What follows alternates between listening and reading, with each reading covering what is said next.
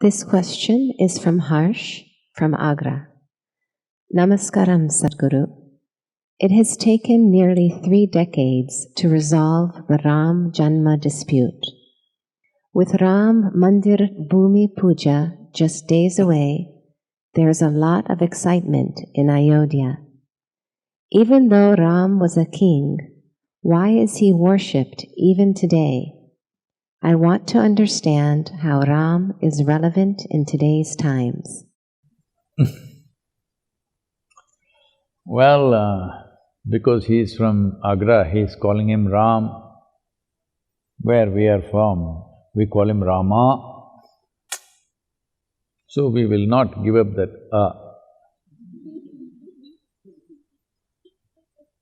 in case somebody just forgets that I'm South Indian, because looking at my name, some people think I'm a Punjabi. My name and my name and my mane, both, they think I must be a Punjabi. No, we call him Rama. I won't go further down to Tamil Nadu and call him Raman, then people will be confused. They may think that I'm talking about somebody else. Rama. See, this is the beauty of this culture, that there is no the God. There are qualities that we recognize as divine.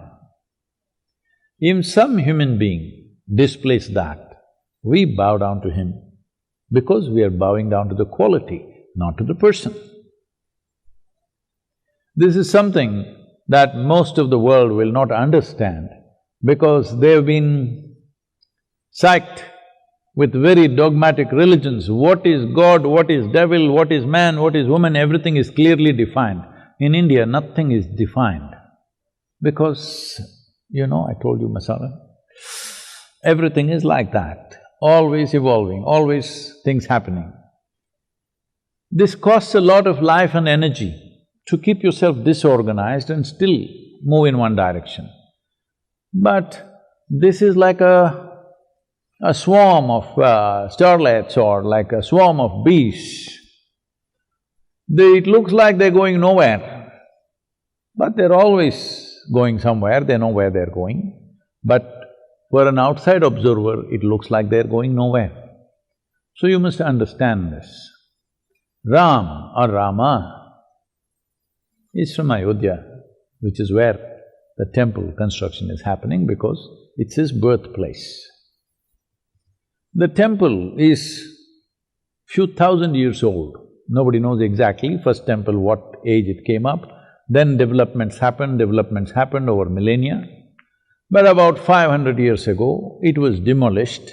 Systematically, lot of temples were demolished, upon which other religious places were built with using the same construction material. Pull down this and build something else out of it. So, Rama being an icon, you must understand, he is an icon, not a god. Because we did not call him a god, we called him Maryada Purush, Purushottam, that means an elevated man. The very word Purushottam means an elevated man. Rama is always referred to as Purushottama.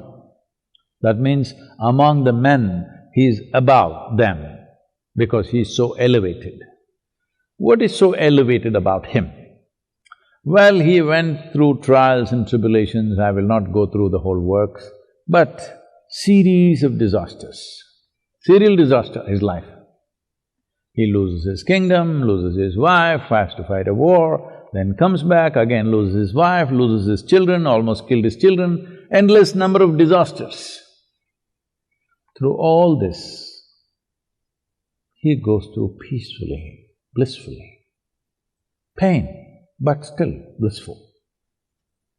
On one level, on a personal level, he has much pain which he expresses, but he never allows that pain to make any decisions about anything that he is doing. Well, when a man acts like this, we say he is Purushottama, because he is… Uttama means an elevated one among the men.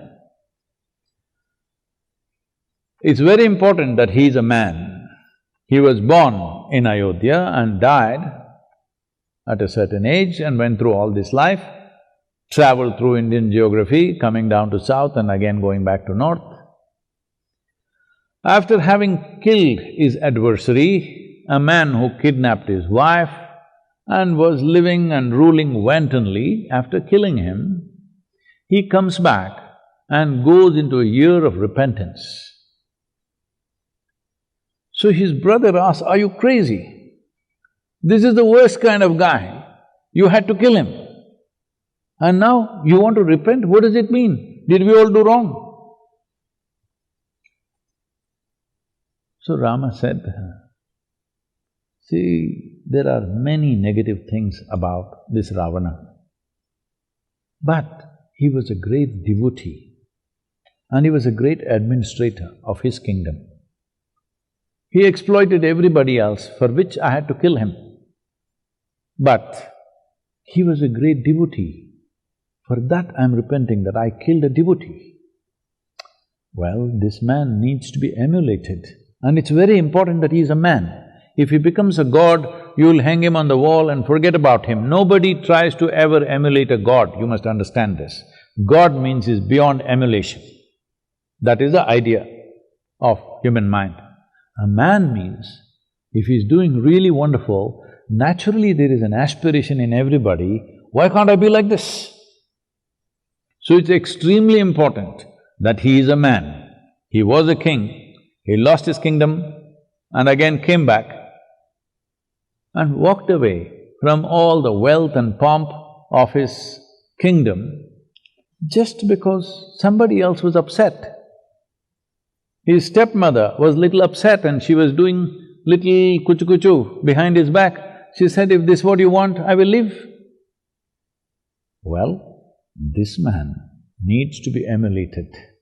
When people are hanging on to power like crazy today, no matter what, even if they lose the election, they don't want to go.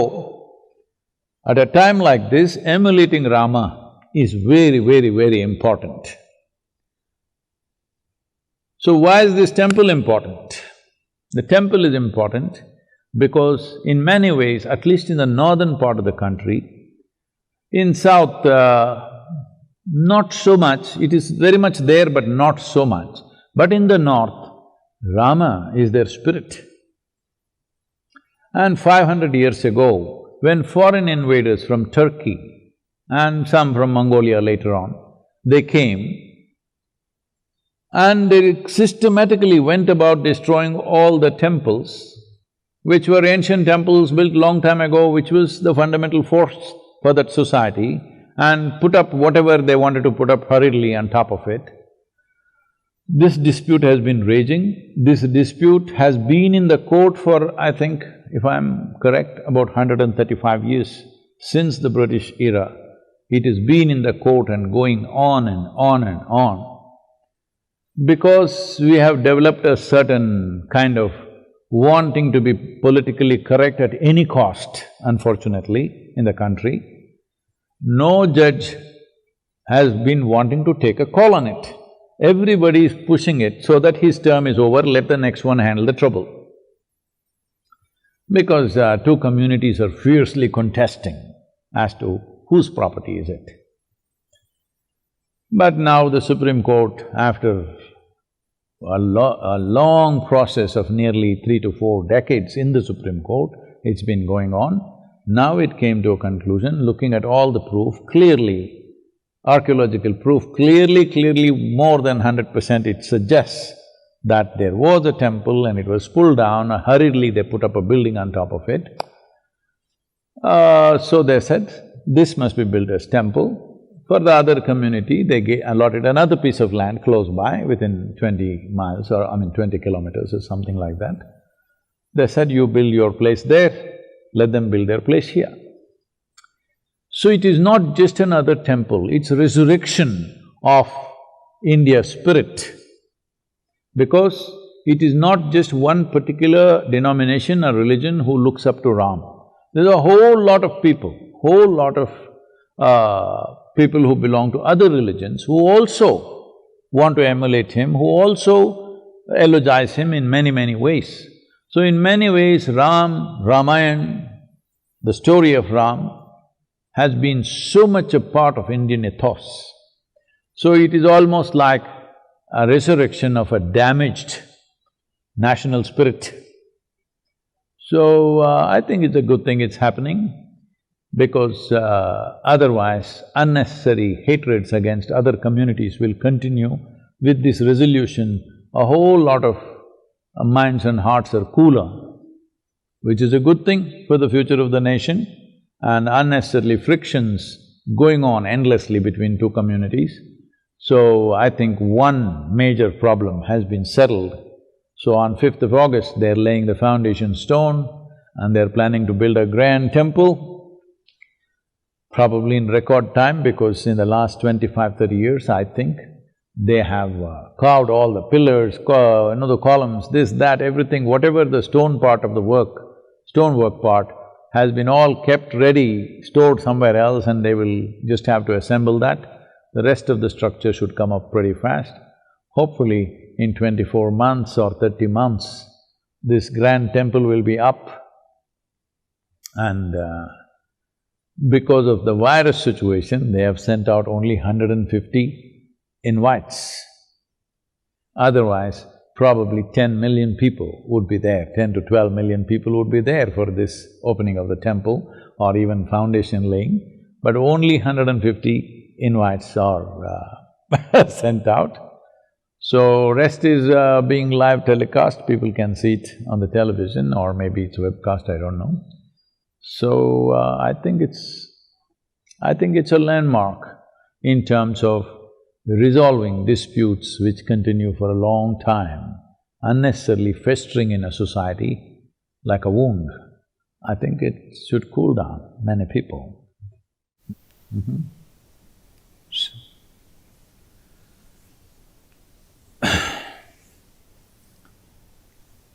Now that you asked Ram question,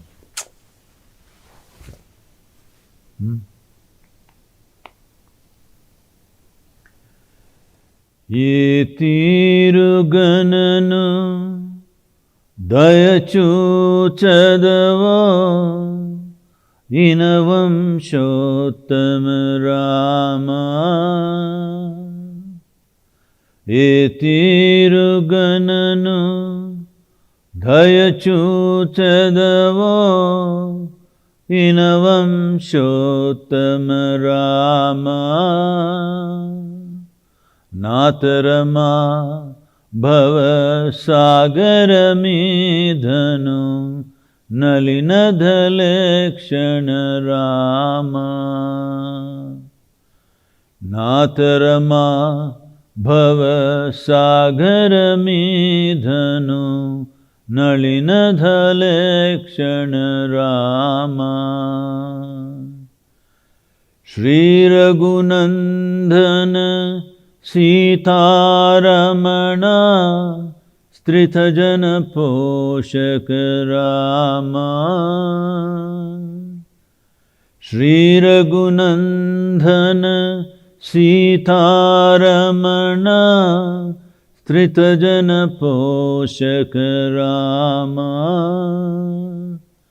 Karunyalaya Bhaktavaradhaninu Kannadikanupurama. Karunyalaya Bhaktavaradhaninu Kannadikanupurama. Krurakarmamulu nerakachesiti Neramulenchakurama.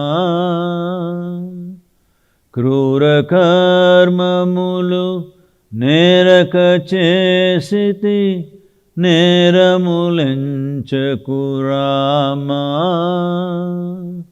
Daridryamu pariharamu sayyave Daivashikamani Rama.